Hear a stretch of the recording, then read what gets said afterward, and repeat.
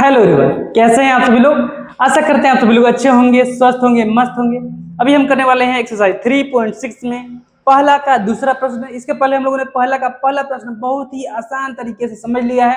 अब हम पहले का दूसरा प्रश्न यहाँ पर वैसे ही बहुत ही आसान तरीके से समझाने वाले हैं। ठीक है, तो चलिए देर नहीं करते हुए शुरू करते हैं। यहाँ पर पहला का दूसरा प्रश्न है 2/√x plus 3/√y is equal to 2, 4/√x minus 9/√y is equal to -1। ठीक है ना। चलिए तो यहाँ पे हम मान लेते हैं, क्या मानना है, पिछले प्रश्न की तरह इसमें भी मान लेते हैं। क्या यहाँ पे मानना है 1/√x is equal to a तथा 1/√y is equal to b।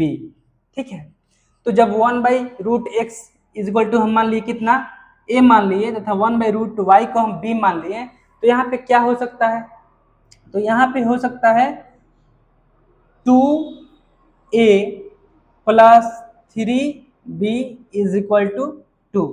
कैसे, थोड़ा सा इसको डिटेल में समझा देते हैं। देखिए 2/√x को 2/√x इसको हम लोग ऐसे भी लिख सकते हैं 2/1 इंटू 1/√x। तो √1/√x को हम a मान लिए हैं, तो ये 2/1 इंटू a, तो सीधा ये हो जाएगा 2a। सीधा क्या हो जाएगा 2a। तो इसी प्रकार से यहाँ पे हम डायरेक्ट लिख दिए हैं ताकि थोड़ा सा स्पेस बचे। ठीक है ना, इसलिए। अब इसी तरह दूसरे प्रश्न में भी तो 1/√x को हम a माने हैं, तो यहाँ पर हो जाएगा 4a minus 9b is equal to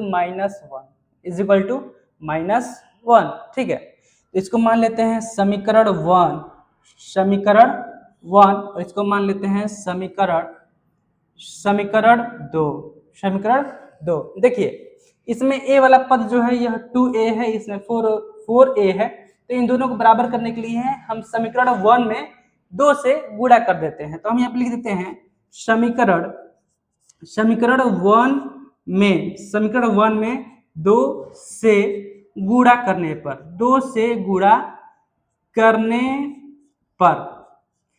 तो इस पूरे में अगर हम 2 से गुणा करें तो यह हो जाएगा 2 दूना 4a प्लस 3 दूना 6b बराबर 2 दूना 4। इसको मान लेंगे हम समीकरण 3। अब हम यहाँ पे लिख रहे हैं समीकरण 3 एवं समीकरण 2 से, या फिर समीकरण 2 एवं समीकरण 3 से ऊपर थोड़ा लिख देते हैं। तो समीकरण 2 क्या है, तो यह है 4a minus 9b is equal to -1, और समीकरण 3 आया है यहाँ पर 4a plus 6b is equal to 4।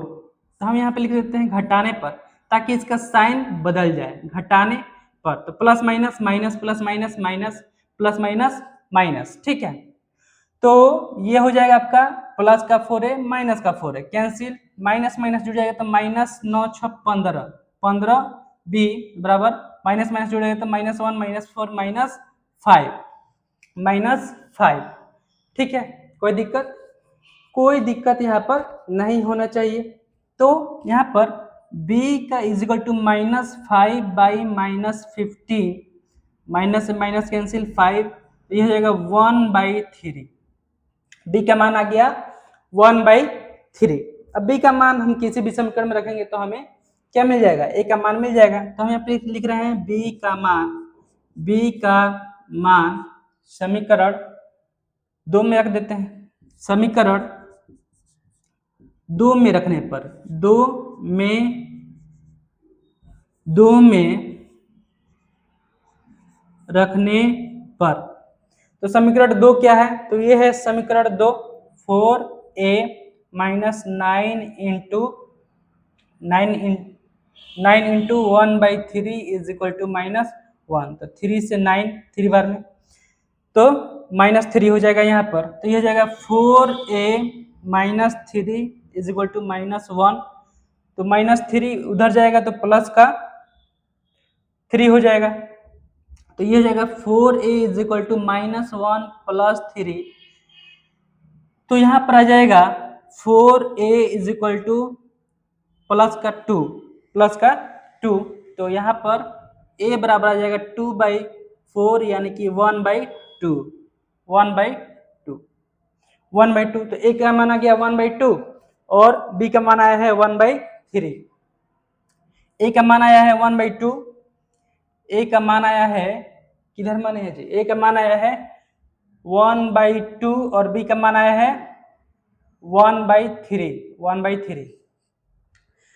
चलिए तो यहाँ पर हम 1/√x को क्या माने थे, a माने थे, तो यहाँ पर हो जाएगा 1/2 1/√x को न माने थे जी 1/√x।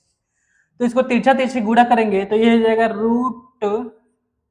√x बराबर ये हो जाएगा 1 और 2 कम 2। अब क्या करते हैं, दोनों तरफ हम वर्ग कर देते हैं, दोनों तरफ वर्ग करने पर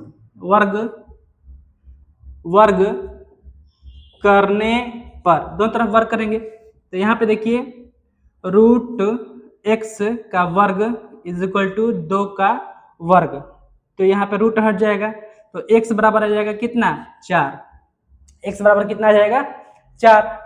इसी तरह 1/√y बराबर कितना आया है 1/3 आया है, 1/3 आया है, ठीक है ना। तो ये भी हो जाएगा √y इज इक्वल टू 3, तो दोनों तरफ वर्ग करेंगे तो y बराबर आ जाएगा 9, y बराबर कितना आ जाएगा 9। तो यहाँ पे x का मान आया है 4 और y का मान आया है 9 जो कि आपका क्या है आंसर है, जो कि क्या है आंसर है। तो ये था एक्सरसाइज 3.6 का पहला का दूसरा प्रश्न। अब हम लोग देखते हैं एक्सरसाइज 3.6 का पहला का तीसरा प्रश्न।